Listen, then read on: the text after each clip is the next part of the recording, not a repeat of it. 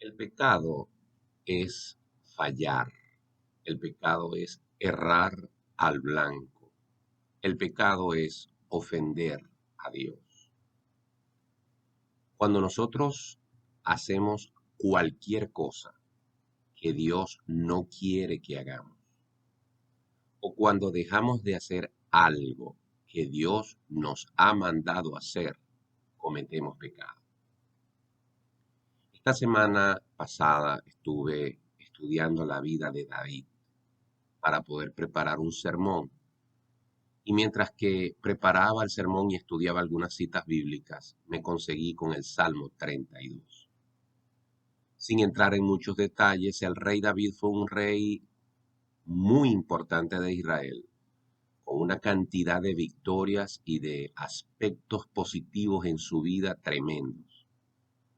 Pero hubo una mancha, una terrible mancha en su currículum, cuando pecó contra Dios a través del adulterio y a través del asesinato.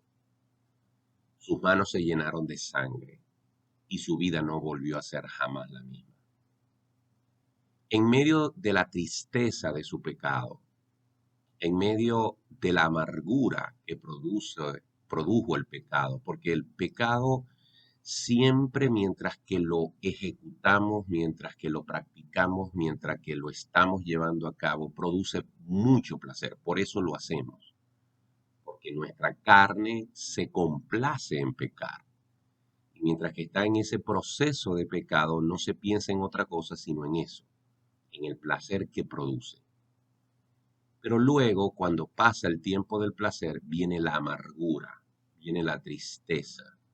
No hay forma de salir bien librado de una situación pecaminosa. Y David no fue la excepción. Muchos de los salmos que David escribió, los escribió en ese contexto de amargura, de tristeza, pero también fueron escritos una vez que David abrió su boca, confesó su pecado delante de Dios y luego clamó por perdón y pudo sentir, pudo experimentar el perdón de Dios en su vida. Por eso el Salmo 32 nos dice en el versículo 3 en adelante: mientras callé, se envejecieron mis huesos, porque de día y porque de día y de noche se agravó sobre mí tu mano. Se volvió mi verdor en sequedades de verano. Mi pecado te declaré y no encubrí mi iniquidad. Dije, confesaré mis transgresiones a Jehová, y tú perdonaste la maldad de mi pecado. El versículo 3 dice, mientras callé.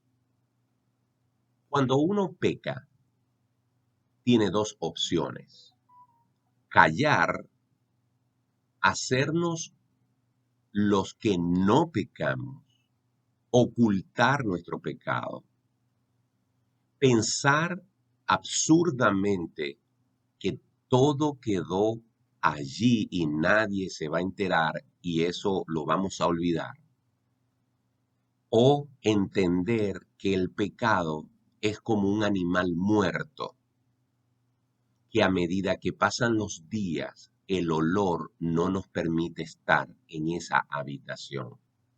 Y tenemos que hurgar para saber dónde está ese animal y sacarlo, limpiar, para que podamos respirar un aire limpio y puro. David pecó, pecó contra Dios. Y Dios sabía, Dios no necesitaba que David le dijera lo que había hecho. Dios lo sabía, Dios lo sabe todo. No hay nada en la vida de David, ni en la mía, ni en la tuya, que Dios no conozca. Pero es necesario que nosotros reconozcamos delante de Dios nuestro pecado. Por eso es importante hablar, abrir la boca. Por más duro que sea, por más amargo que sea, debemos abrir la boca y decir, Padre, he pecado, te he ofendido, te he desobedecido. Ten misericordia de mí y perdóname. No es nada sabio, no es nada inteligente cerrar la boca y no hablar con Dios acerca del error que cometimos. David pecó en una forma terrible, pero abrió su boca. Cuando no abrimos la boca, dice el versículo 4 al final, mi verdor se volvió en sequedades de verano. El pecado seca, el pecado marchita, el pecado nos arruina espiritual y emocionalmente y muchas veces también trae ruina material y física a nuestra vida. Por lo tanto, la alternativa de callar, la alternativa de ocultar, la alternativa de no hablar nuestro pecado no es nada beneficiosa. La otra opción, la que usó David finalmente, la vemos en el versículo 5. Mi pecado te declaré, no porque Dios no lo sabía, como ya dijimos, sino porque Dios quiere escucharnos decir, me equivoqué, fallé, pequé contra ti. Mi pecado te declaré y no encubrí mi iniquidad. Es decir, dejé de pensar absurdamente que podía ocultarte mi pecado cuando tú lo sabes todo. Dije, confesaré mis transgresiones a Jehová y ocurre lo que Dios promete. Y tú perdonaste la maldad de mi pecado. Es un absurdo, como dije, vivir la vida sin confesar nuestros pecados, sin confesar lo que hemos hecho en contra de Dios y también en contra de los hombres. Ante tu pecado, ante tu error, ante tu falla, mi recomendación, y es la recomendación de la Escritura, es que acudas a Dios, confieses tu pecado con un arrepentimiento genuino, con una disposición y determinación a apartarte de esa vida pecaminosa.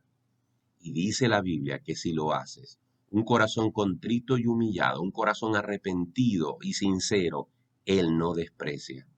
Él perdonará tu pecado y te limpiará de toda maldad. Que Dios te dé fuerzas para reconocer tus errores y que Dios te dé fuerzas para confesarlos delante de Él y pedir perdón. Y yo te puedo asegurar por experiencia propia que Él te limpiará y te devolverá el gozo de la salvación. Que Dios te bendiga.